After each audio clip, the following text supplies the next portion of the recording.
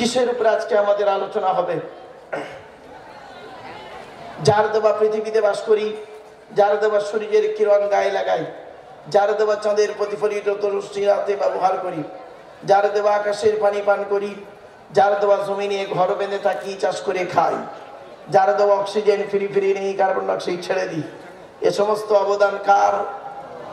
জোরে বলুন। তাই জীবনের সব ক্ষেত্রে জন্ম থেকে মৃত্যু পর্যন্ত মাথা নত করব, সাজদা দেব, ভিক্ষা চাইব একমাত্র শুধুমাত্র কার কাছে? এটাই যদি বুঝতে পারেন তাহলে আমার বক্তব্য করতে আসাটাই সার্থক।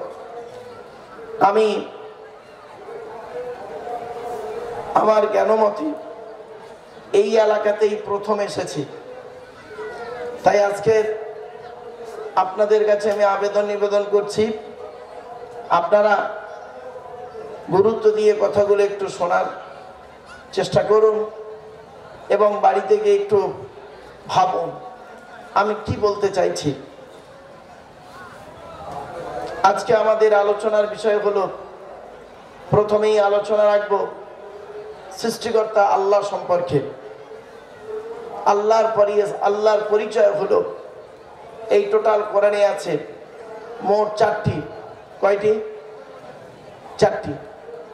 আল্লাহর পরে স্থান হলো নবীদের পরিচয় হলো 3টি। মাথায় রাখুন, আল্লাহর পরিচয় কয়টি বললাম? এটা আমার সঙ্গে কথা বলুন না। 4টি। নবীদের পরিচয় 3টে। আর আমাদের পরিচয় হলো, এই টোটাল কোরআনে আছে মাত্র 2টি। আজকে যদি আমরা আল্লাহর পরিচয়, নবীদের পরিচয়, আমাদের পরিচয়, এই 3টি বিষয়ে যদি সঠিকভাবে বুঝতে পারি তাহলে আমাদের জলসা করতে আসাটা সার্থক, শুনতে আসাটাও সার্থক, জলসা দেওয়াটাও সার্থক। আসুন, তাই আজকের আমি আপনাদের কাছে 3টি বিষয়ের উপরে, টু দি পয়েন্টের উপরে কথাগুলি বলবো।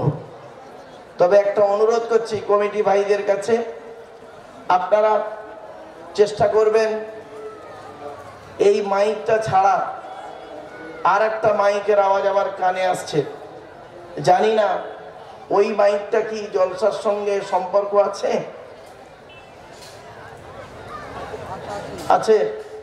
তা আশা করবো এই মাইকটা যদি একটু অফ রাখেন খুব অসুবিধা হবে, কারণ আমার আলোচনা করতে করতে আবার একটা মাইকের আলোচনা যখন আপনাদের কানে ঢুকবে তখন আমার প্রতি অ্যাটেনশনটা আপনাদের নষ্ট হওয়াটা স্বাভাবিক।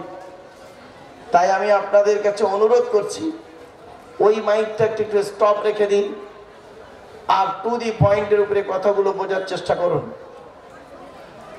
হিন্দু, মুসলিম, জৈন, ব্রাহ্মণ, খ্রিস্টান, কুলি, সাঁওতাল, বাগদি, দুলে, সকলে আসুন, ধর্মটা কি, কোরআন কি, মুহাম্মদ সাল্লাল্লাহু আলাইহি ওয়াসাল্লাম কে, তার সম্পর্কে একটু আপনাদেরকে বেসিক ধারণাটি একটু দেওয়ার চেষ্টা করব ইনশাআল্লাহ। তাই আপনাদের কাছে আমি করজোড়ে আবেদন নিবেদন করছি, একটু শোনার চেষ্টা করুন।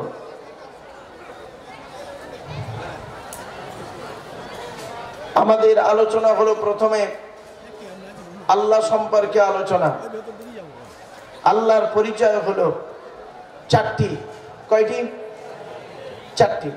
কি কি? আল্লাহ নিজেই বলছেন, কুল, নবী তুমি বলো, হুয়াল্লাহু আহাদ, সে আল্লাহ হলেন একক। 2 নাম্বার, আল্লাহুস সামাদ, আল্লাহ হলেন অমুখপেক্ষী। আল্লাহ কারোর মুখপেক্ষী নন, সারা পৃথিবী তার মুখপেক্ষী। 3 নাম্বার, লাম ইয়ালিদ ওয়া লাম ইউলাদ, আল্লাহ কাউকে জন্ম দেয়নি, আল্লাহকেও কেউ জন্ম দেয়নি। 4 নাম্বার, ওয়া লাম ইয়াকুল লাহু কুফুয়ান আহাদ, আল্লাহর সমকক্ষ কেউই নেই। এই হলো আল্লাহর 4টে পরিচয়। কি প্রবলেম কি হয়েছে ভাই?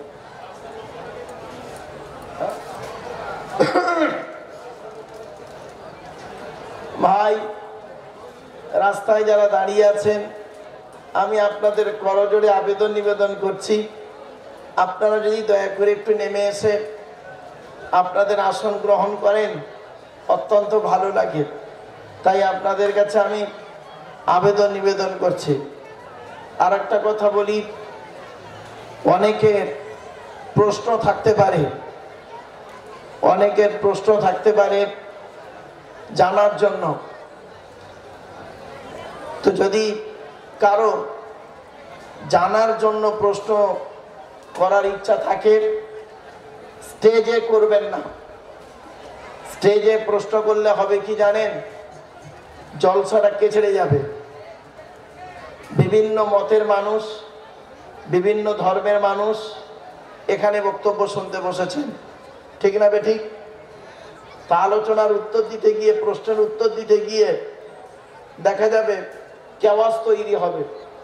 যার জানার দরকার, বাবা আমি আছি, জলসা হয়ে গেলে আমার যেখানে আমি বসার জায়গা আছে মসজিদের, ওইখানে তিনি যাবেন, তার যা জানা আমার কাছ থেকে জেনে নেবেন। দয়া করে এখানে কোনো প্রশ্ন করে বিশৃঙ্খলা সৃষ্টি করবেন না, এই অনুরোধটুকু আপনাদেরকে আমি রাখলাম। কেন এটা হয় সেজন্য আমি আপনাদেরকে বলে দিলাম। আমাদের সৃষ্টিকর্তা আমাদের সৃষ্টি করেছেন, আপনারা সকলে জানেন। আমাদের প্রথম যে মানব, তার নাম হলো হযরতে আদম আলাইহিস সালাম। আদম নবীকে সৃষ্টিকর্তা তৈরি করলেন মাটির 3টি স্তর দিয়ে। কটি? আমার সঙ্গে কথা বলুন একটু। 3টি স্তর দিয়ে। 1 নম্বর স্তরটি কি? 3 মানে মাটি, বিভিন্ন ধরনের মাটি, কোয়ালিটি কোয়ান্টিটির মাটি তাতে ছিল। 2 নম্বর, ওই মাটিটাকে পচা কাদায় পরিণত করলেন। তার আরবি হলো হামাইম মাসনুন। 14 পারায় 2 পৃষ্ঠাতে আছে হামাইম মাসনুন। তারপরে ওই কাদাটাকে 3য় স্তরে নিয়ে যাওয়া হলো। সেই স্তরটির নাম হলো খলাকাল ইনসানা মিন সলসালিন কাল ফাখার, ঠনঠনে মাটি। আমাদের সৃষ্টির পদ্ধতিটা হলো কি, বাপের পৃষ্ঠ হতে, মায়ের পেটে থেকে, বাপের পৃষ্ঠ হতে, মায়ের পেটে থেকে। তবে একজন ব্যতিক্রম, তিনি হলেন ঈসা নবী। চলুন, পৃথিবীতে সৃষ্টিকর্তা যুগে যুগে মানুষকে সঠিক পথে চালনা করানোর জন্য নবী এবং রসুল পাঠিয়েছেন। পৃথিবীতে নবী এসেছেন অগণিত, তার মধ্য থেকে একটা সংখ্যা ধরা হয় 1,24,000, আর রসুল এসেছেন 313 অথবা 315 জন। এই কোরআনে আছে মাত্র 25 জন নবী রসুলের নাম। তাহলে আর নবী রসুলগুলো গেল কোথায়? আর নবী রসুলগুলো জানতে গেলে শুধু কোরআন পড়লে হবে না, কোরআনের ব্যাখ্যা হাদিসগুলোকে একটু পড়তে হবে। কোরআনের আগে যে কিতাবগুলি এসেছে সেই ধর্মগ্রন্থগুলিকে একটু ভালো করে পড়াশোনা করতে হবে। পৃথিবীতে কিতাব এসেছে কত? 104টি। কটি? 104টি কিতাব। 100টা হলো ছোট ছোট, যাকে বলে সহিফা, আর 4টা হলো বড় বড়। 100টা কিতাবের পরিচয় কি? আদম নবীর উপরে এসেছিল 10টি, ইব্রাহিম নবীর উপরে এসেছিল 10টি। কটি হলো? ইদ্রিস নবীর উপরে এসেছে 30টি। কটা? শীষ নবীর উপরে এসেছে 50টি। 100 হয়ে গেল। মুসা নবীর উপরে এসেছে 1টি। কত হলো? দাউদ নবীর উপরে এসেছে একটি, ঈসা নবীর উপরে এসেছে একটি, আর শেষ নবী শেষ কিতাব এসেছে কোরআনুল মাজিদ একটি। কত হলো? 104। এবার চলুন শেষে যে 4টে কিতাব এসেছে তাদের সংক্ষিপ্ত পরিচয়টা দিয়ে দিই। পৃথিবীর সবথেকে আকারে বড় ধর্মগ্রন্থের নাম কি জানেন? ইহুদিদের হেদায়েতের জন্য, ইহুদিদেরকে সঠিক পথে চালনা করানোর জন্য সৃষ্টিকর্তা একজন নবী, তার নাম মুসা নবী। মুসা নবীকে পাঠালেন, সঙ্গে একটা কিতাব দিলেন। কিতাবটির নাম হলো তাওরাত। তাওরাত কত পারা বা খণ্ড জানেন? 1000 পারা বা খণ্ড। তাওরাত কিতাব পৃথিবীতে পাঠিয়েছেন সৃষ্টিকর্তা রমজান মাসের 6 তারিখে।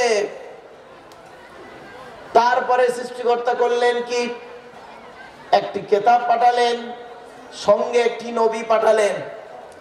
কিতাবটির নাম হলো জবুর কিতাব, নবীটার নাম হলো দাউদ নবী। জবুর কিতাব হলো 150 পারা বা খণ্ড। জবুর কিতাব এসেছে কবে? রমজান মাসের 12 তারিখে। তারপরে সৃষ্টিকর্তা করলেন কি? একটি কিতাব পাঠালেন, সঙ্গে একটি নবী পাঠালেন। কিতাবটির নাম হলো ইনজিল। ওর দুটো ভাগ করা হয়েছে পরবর্তীতে।